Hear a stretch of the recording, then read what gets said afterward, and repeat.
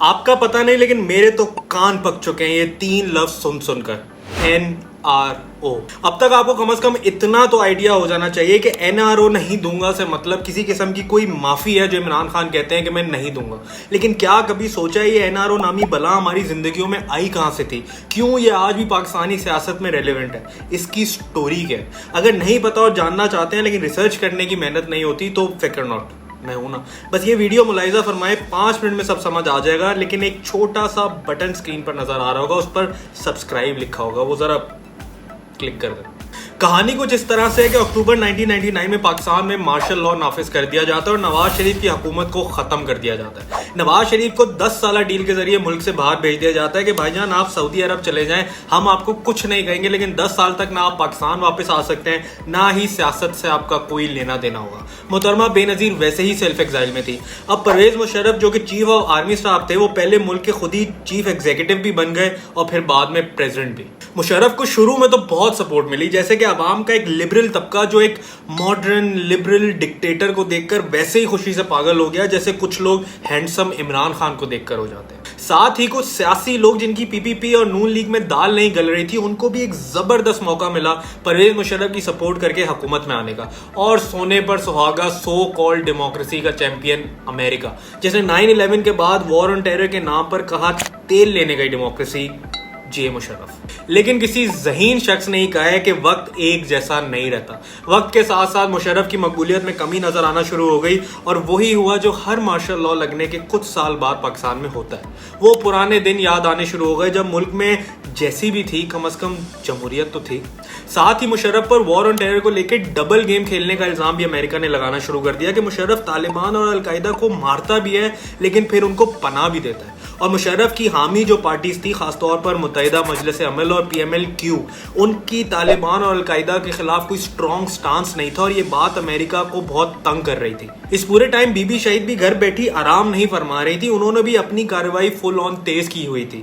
وہ امریکہ میں لابینگ کر رہی تھی کہ نہ صرف پاکستانی بلکہ امریکیوں کے لیے بھی یہ فائدہ مند بات ہے کہ بے نظیر اور ان کی پیپلز پارٹی واپس پاکستانی سیاسی منظر عام پر آ جائے۔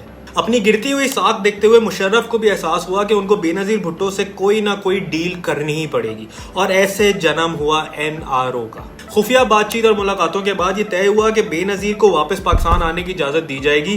پیپلز پارٹی الیکشنز بھی لڑے گی، لیکن بے نظیر الیکشن سے پہلے پاکستان واپس نہیں آ سکتی، اور Musharraf chief of army staff کا عہدہ رکھتے ہوئے الیکشنز لڑیں گے۔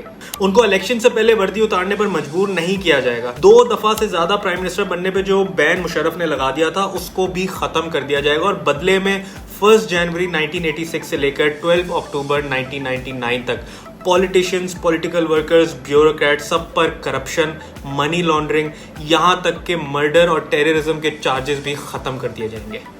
اس کو کہتے ہیں NRO، جس کا فل فارم ہے نیشنل ریکنسیلیشن آرڈیننس۔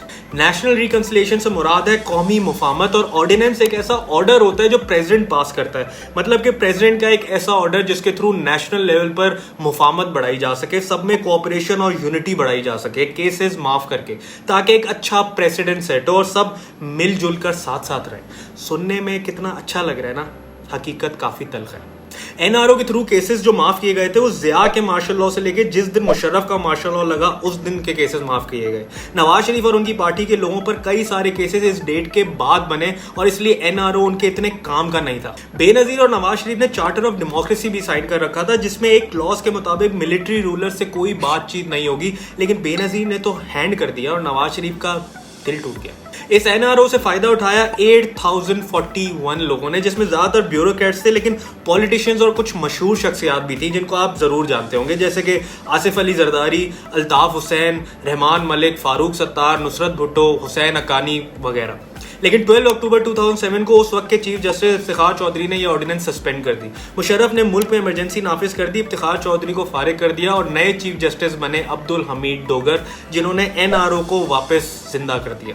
बहरहाल 16 दिसंबर 2019 को एक 17 मेंबर सुप्रीम कोर्ट की बेंच ने एनआरओ को अनकॉन्स्टिट्यूशनल करार दे दिया। तब तक मुशर्रफ जा चुके थे और पीपीपी की हुकूमत थी। अब आपको समझ आ जाएगा ये लफ्ज एनआरओ एक माफी के तौर पर क्यों इस्तेमाल किया जाता है। एनआरओ नहीं दूंगा से मतलब सिंपली ये है कि केसेस माफ नहीं करूंगा, लेकिन ये सियासत है मेरे दोस्तों। यहाँ बहुत सारे एनआरओ हुए हैं और आगे भी होंगे। कब एनआरओ देने वाले एनआरओ लेने वालों में शुमार हो जाएं, कुछ नहीं पता। अगर कुछ पता है तो वो ये कि इस चैनल को सब्सक्राइब करना बहुत जरूरी है और इस वीडियो को लाइक करना बहुत जरूरी है, इसलिए फौरन कर दीजिए।